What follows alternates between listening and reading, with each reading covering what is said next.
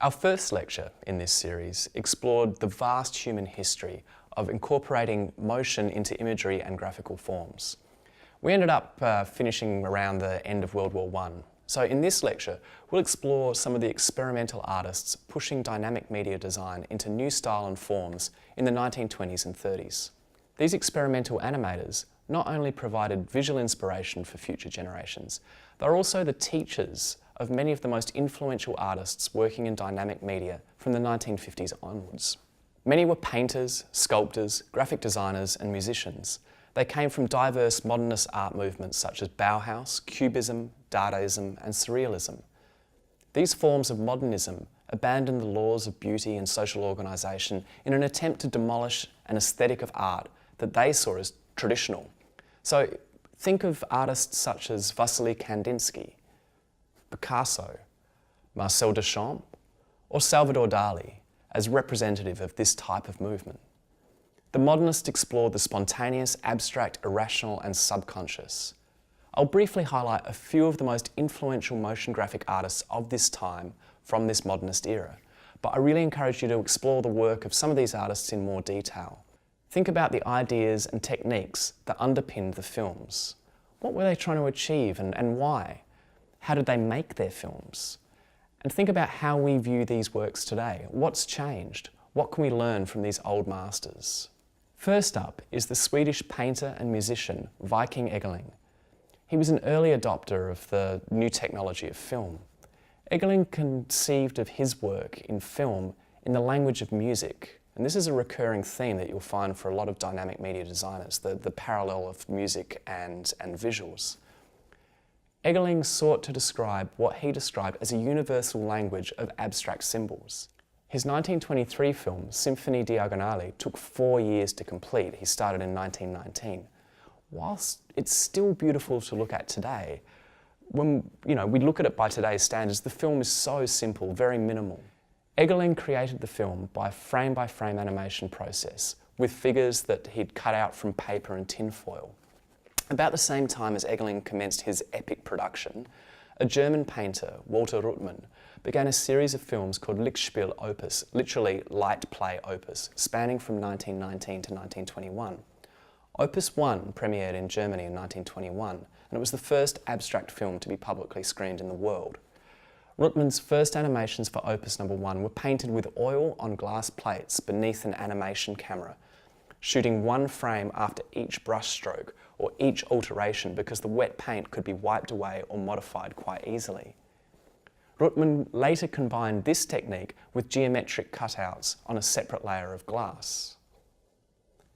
German Dadaist painter Hans Richter, who had collaborated with Viking Egerling on a series of scroll drawings, also began to experiment with film animation to express the kinetic interplay between positive and negative forms. In the 1921 film Rhythmus 21, also known as Film is Rhythm, Richter defined an idea of cinematic rhythm as the essence of emotional expression.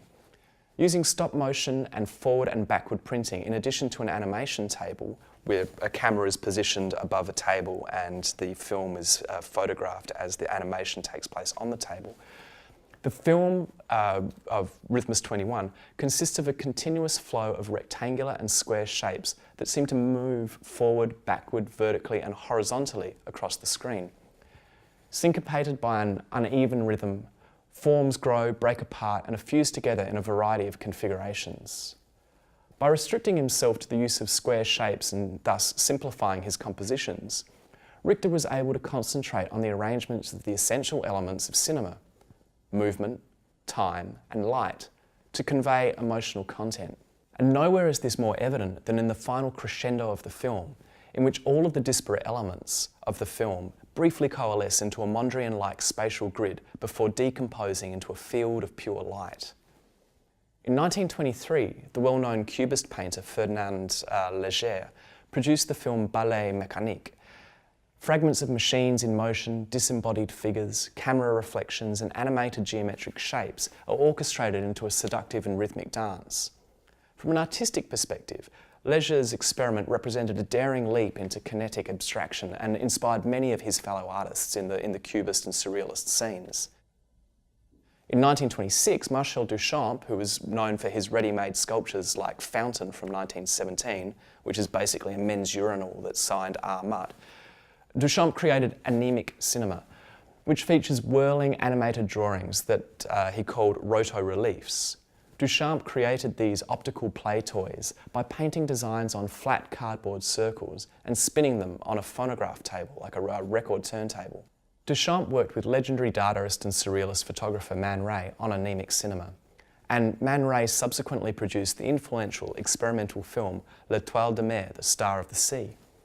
Man Ray was renowned as both an artistically lauded and commercially successful photographer and artist.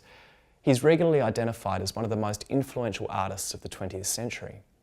For Étoile de Mer, most of the scenes in the film are shot through diffused or textured glass, through multiple overlaid superimpositions or off a mirror. The film reflects many of Ray's concerns as he hovers between the abstract and the representational, revealing a new way of seeing that points the way to the dreamlike visions of the Surrealists. Whilst the Surrealists explored the subconscious world of dreams and absurdity in reaction to the brutality of World War I, the Bauhaus movement, founded by Walter Gropius, was all about providing a unity of form and function. Bauhaus sought to combine all arts and all crafts into an efficient, minimalist and stark vision of sleek modernity. A professor of the Bauhaus school and photographer, Laszlo Moholy-Nagy, extolled photography and film as the mediums of the future. He was a pioneer in using these mediums to express his idea of a culture of light that he asserted had overtaken the most innovative aspects of painting. Moholy-Nagy's interest in the movement of light through space and time led to the creation in 1930 of his only film, which is called A Light Play, Black, White and Grey.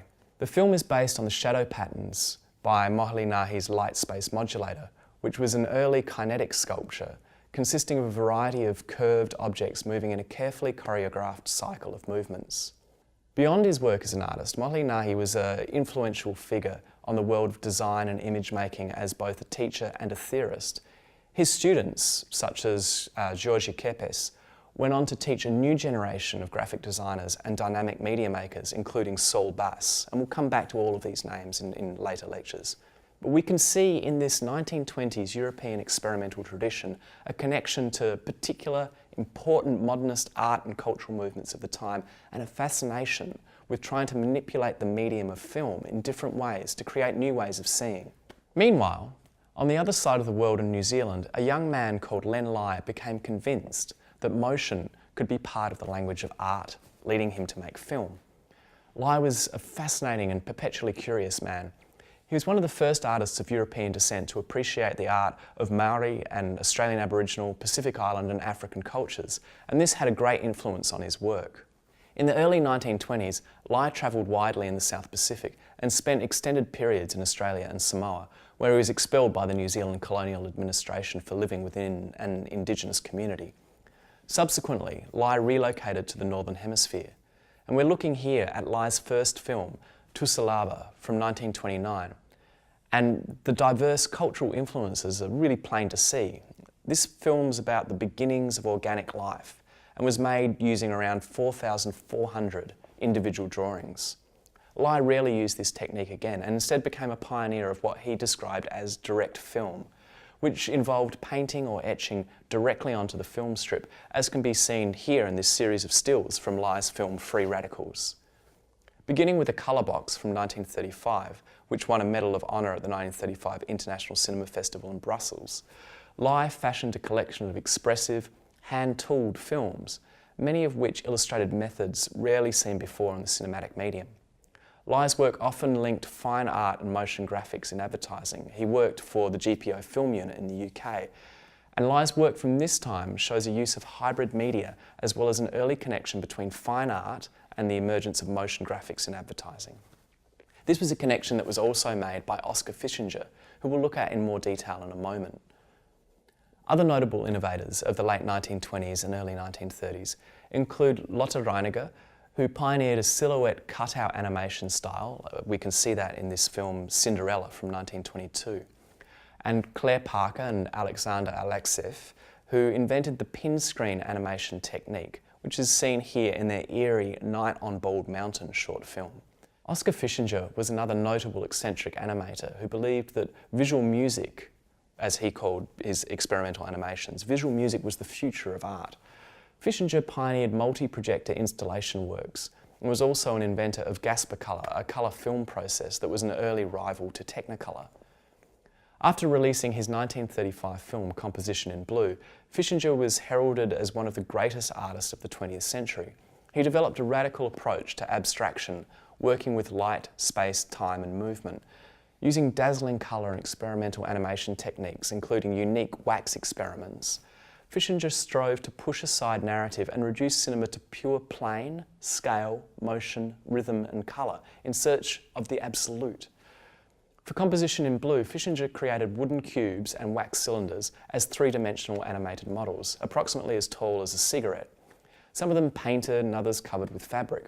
When Fischinger arrived in America after being exiled from Nazi Germany, he began working with Disney, designing some of the abstract animation sections of the magnificent animated classic Fantasia.